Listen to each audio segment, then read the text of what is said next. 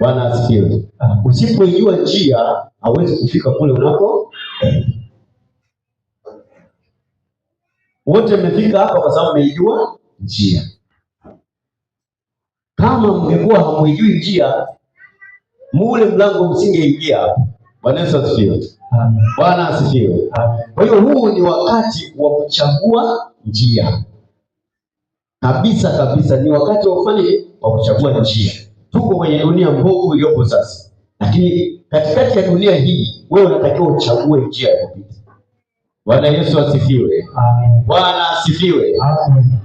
Kwenye mambo ya kawaida ziko njia nyingi, lakini kwenye mambo yale yaliyokuwa serious hapa ulimwenguni kuna njia ngapi? Mbili tu.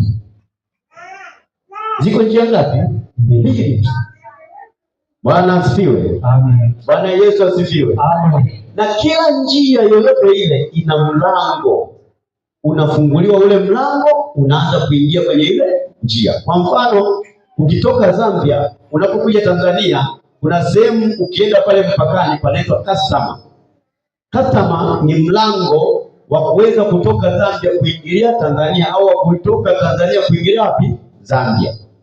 Ukienda Namanga, Bwana Yesu asifiwe, Arusha Namanga, kuna mlango pale pia wa kuweza kutoka Tanzania kuingilia Kenya na kutoka Kenya kuingilia Tanzania. Bwana Yesu asifiwe. Amen. Ukienda Msumbiji, kuna sehemu moja panaitwa Mkenda, nako kuna mlango. Ule mlango unaweza ukaingia Msumbiji au ukaingia wapi? Tanzania. Na kwenye kila mlango kuna wasimamizi wa ule mlango. Bwana Yesu asifiwe. Amen. Wale wasimamizi ndio watakao kuonyesha wewe, pita sasa njia hii. Umeingia kwenye mlango wetu, unataka kwenda sehemu fulani, pita njia hii moja kwa moja mpaka hiyo sehemu utafanya utafika. Wakati tunakwenda kule Mkenda, kwa mara ya kwanza ndio nilianza kuonaga pikipiki. Pikipiki inabeba mzigo utafikiri kilikuu. Bwana Yesu asifiwe. Dereva haonekani pale mbele. Mzigo umepanda mpaka juu na umerudi. Yaani walipopanga panga hadi unaionea huruma pikipiki, lakini ndo zimezoea. Bwana asifiwe. Amen. Zinakwenda kwenye mlango wa kuingilia wapi? Msumbiji. Kwa hiyo sisi hapa ulimwenguni tuna njia ngapi? Mbili tu. Na kila njia ina mlango. Tusome Mathayo sura 7 mstari wa 13 na 14. Mathayo sura ile ya 7 mstari wa 13 na wa 14.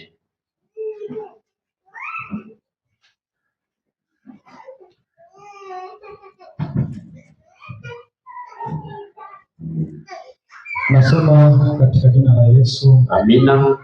Ingieni kwa kupitia mlango ulio mwembamba, maana mlango ni mpana na njia ni pana iendayo upotovuni, nao ni wengi waingiao kwa mlango huo.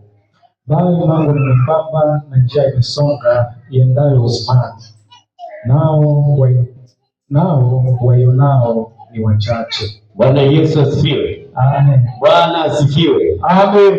Anasema ingieni kwa kupitia mlango ulio mwembamba. Ingieni kwa kupitia mlango ulio mwembamba. Bwana Yesu asifiwe. Amen. Bwana Yesu asifiwe. Amen. Haya ni maagizo. Na haya maagizo wanapewa watu wenye akili. Alipokuja Yesu alitupatia akili ya kuchagua.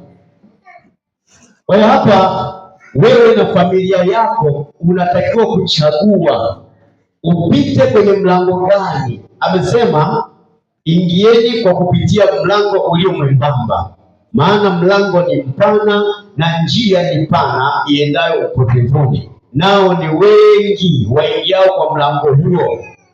Bwana Yesu asifiwe. Ule mlango mpana na njia ni pana inaelekea wapi? Upotevuni, na wengi wanaingia kwa mlango huo. Sasa angalia wewe unachotakiwa kukifanya. Anasema bali mlango ni mwembamba na njia imesonga iendayo uzimani, nao waionao ni wachache, sio wapitao. Bwana Yesu asifiwe. Waionao ni wachache. Ukishaiona hiyo njia nyembamba, ndio utapewa ruhusa ya kufanya ya kupita.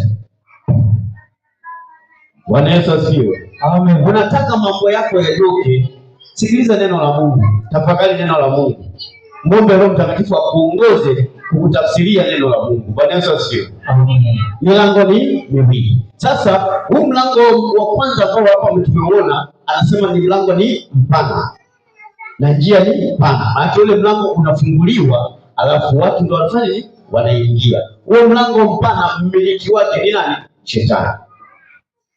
Bwana Yesu asifiwe. Amen. Bwana asifiwe. Amen. Asije akakwambia mtu na kukudanganya mtu hapa duniani kwamba huyu Mungu ni mmoja. Mungu sio mmoja.